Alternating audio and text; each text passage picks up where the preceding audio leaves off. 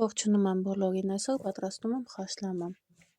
Կտրատում եմ 1 գլուխ սոխը, լցնում կաթսայի մեջ, այնուհետև կտրատում եմ 1 հատ կանաչ պղպեղ, 1 հատ մեծ լոլիկ, կեղևահան արած վիճակում։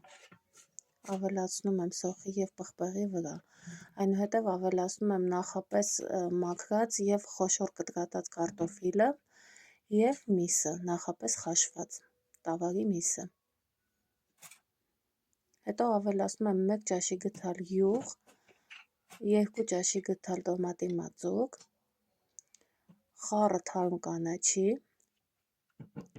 և մսի բուլյոնը։ Բուլյոնը փորձեք, եթե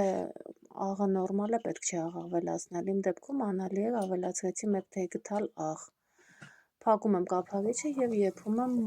մինչ կարտոֆիլը եփվել է, բարի ախորժակ։